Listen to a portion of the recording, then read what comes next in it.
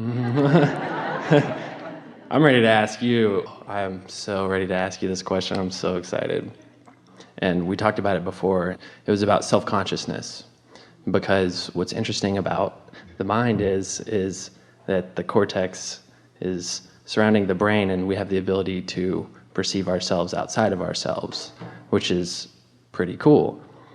And a good example would be like when your ears are working perfectly, you hear sound and you don't hear your ears. When your eyes are working perfectly, you see and you don't see your eyes. Well, when your self is working properly, you're not getting in the way of yourself. We have a question for you. If a tree falls in the forest and there is no one there with ears to hear it, did it make a sound? No. No, it didn't. There was no sound, because sound is what the ear does to vibration. The ear translates vibration into what is called sound. So as you are standing in your physical body, rather than talking about your brain and the way it is working and things that are very difficult for you to accurately diagnose, it's our promise to you that if you will, you see, what you just said to us really matters, and it's really important, and this is the way we have been saying that same thing. If you are more aware of what you are perceiving and less aware of how you are being perceived, now you can stay in the art of allowing all the time. But in the moment that your perception is about trying to understand somebody else's perception, now you introduce all kinds of resistance into the equation, and now you're not seeing anything in this moment through the eyes of source. So what we want you to come along with us on, because you're stepping in the direction of it, but come all the way with us in this understanding that you have a source who is flowing to you and through you. In fact, everyone who has ever lived is, from the non-physical point of view, looking with you and through you to this moment in time about the thing that you are focused upon, with enormous clarity from that vantage point of this very subject. So what you're reaching for, that outside yourself part, we want you to realize that you can call it outside yourself because it's a whole lot of consciousness that's looking right here and now. But if you're tuning yourself to the frequency of it, then you're not outside of it, you are it. You are it. That knowing is yours in this moment. It's not you regurgitating something that someone else knows. It's your knowledge. You own it. It is you. It is your point of attraction. It is your convergence. It's all of that consciousness and intelligence converging with you right here and now. That's what you're reaching for. That's what clarity is. Anything less than that is not true clarity. When you, in your self-consciousness, and self-consciousness is usually some attitude of inadequacy because someone who is not tuned in, tapped in, turned on, has been looking at you and have convinced you of what their point of view is. So they have helped you, and you have allowed them to introduce resistance into your equation. So you're not allowing yourself to feel the fullness of all that you are. There's a tendency to want to give it all kinds of labels. Well, I'm looking outside of myself, and we say all that's happened is you have become more conditional than you meant to. You are letting conditions that you can't control be factors in your vibrational offering, which is setting up resistance, which is clouding the view between you and you see. I know, let's change the channel. Yeah. So exactly. Solution-based. I want enlightenment. I want to feel like I'm floating 2 inches off of the ground. I'm high. So just find it and feel it and notice it and remember it and practice the feeling of it, and don't beat up on yourself when you're not there. Oh. And here's something that works against you. A desire like that when you're not there, if you beat up on yourself, then it's counterproductive. But how about this? Let's say high and happy is what you want, and you've demonstrated that for us, and we all know how much you like that. So high and happy is what you want, And let's say you're not high and happy in some moment, but you want to be. But you can't get there all at once because there's a bit of a vibrational stretch between what you might be feeling wherever you are and that high and happy. We want you, rather than saying, I want to be high and happy, we want you to say, I want to feel the path of least resistance in the direction of high and happy. A while ago when we were talking about the emotional scale, and we were saying, if you're depressed, then anger is a very good goal to shoot for, because it's the path of least resistance. It feels much better than the defeat or the fear or the discomfort that you are feeling in this moment. So path of least resistance, it's the relativity between where you are and where you want to be. And we want you to hear this more than we've ever wanted anybody to hear anything. We want you to hear this. It doesn't matter if you get all the way there. It only matters that you move in the direction of the path of least resistance. It's not the path of no resistance. We're not saying clean it all up and clean it all up right now. We're saying feel for it and reach for the path of least resistance. Which thought feels better? So we have some questions for you. Does it feel better to you to be outrageously happy or outrageously depressed? Which feels better? We know it's a ridiculous question, but answer it anyway. Which feels better? Can I say in between? You can say whatever you want. Sustained. So what you're saying is, what are you saying? I don't want to just be like, woo, I'm happy, and then I'm like, well, that was cool. How did I get there? It's like, I want to know how I got there and then get there consciously and be in control of it and maintain it. Well, that's what we want for you too. But how do you get there from where you may be in any point in time?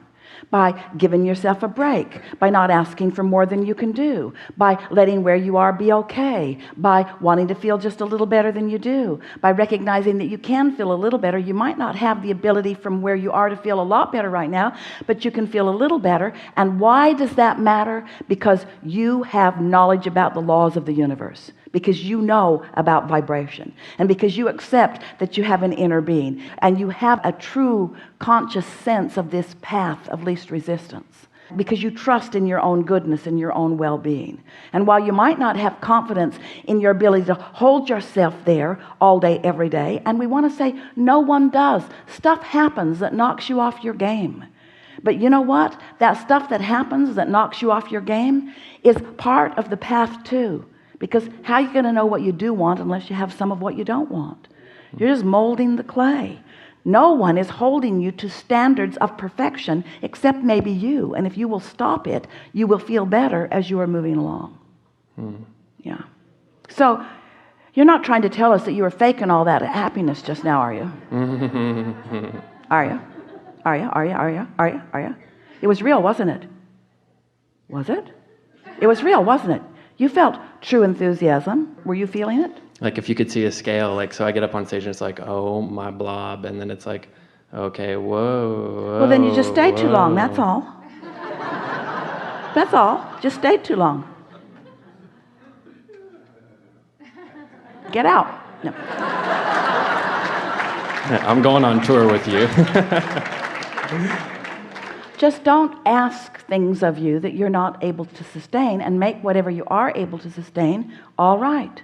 That's the answer, you see. And you hit on something so important, because you really care about how you are perceived. Almost everyone does. It's not easy to be in this world with so many people looking at you, and all of you making all of your decisions about what you're wanting about things.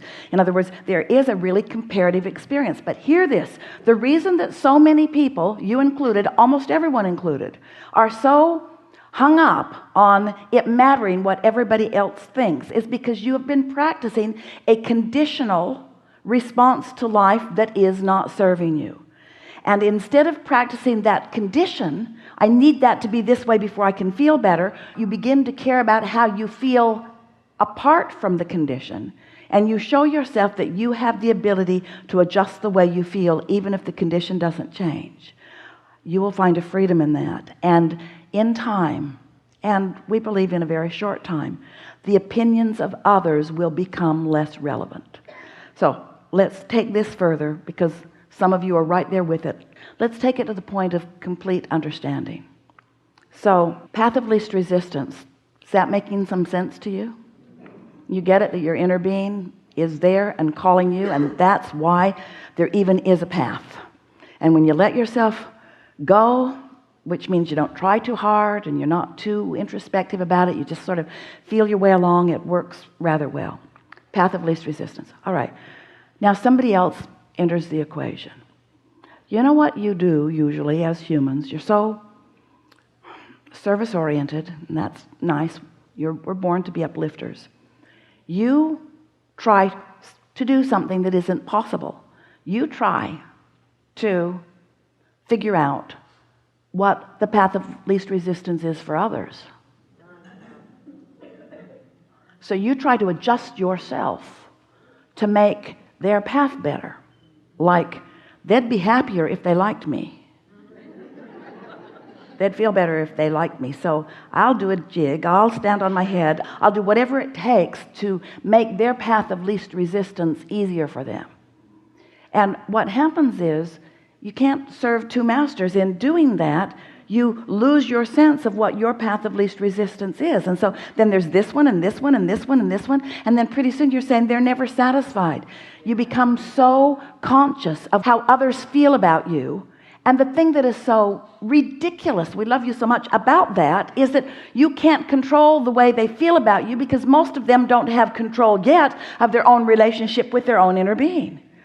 And so you're running around trying to help people to feel certain ways about you. Esther's laughing at herself not too long ago as she heard herself really working hard to make someone understand exactly what she meant. Someone who wasn't getting it. Not even close. She was being so misunderstood. Completely misunderstood. She couldn't believe that she could be so completely misunderstood by someone who had known her for so long. How could they not understand what she meant? And after a little while, she just said, I'm giving this up. I'm giving this up. There are not enough hours in the day or enough years left for either of us for me to convince you. And then she felt freedom right away, because she realized that wasn't her job anyway. That wasn't her job to convince somebody else. And yet, that's what most of you are doing. She used to say to Jerry, let's talk about this, because I want to know what you think about this. And Jerry would wisely say, he'd get that silly grin on his face, I don't think you really want to know what I think. I think you want me to agree with you. And Esther would say, oh no, but it was for sure what she was going for, you see. Because there is a nice validation that comes when someone else is in agreement with you. But you only need that validation when you're not sure. And when you are allowing yourself to find resonance with the source within you, a clarity and an empowerment and a certainty comes. And then you can begin to be the few people on the planet who really live and let live, where you can allow others to feel however they want to feel about whatever they want to feel about, and it doesn't rock your boat, because what they think about anything is not part of the equation between you and you see. And then that self-consciousness goes away, in the sense, self-consciousness, we never want self-consciousness to go away. And everything that we teach is about consciousness of self. We want your inner self, we want the self that is really you, to be allowed by you to be purely reflected. Because when in any moment in time you are allowing the whole of you to be reflected, then you're kind and you're considerate and you're wise and your timing is really, really good.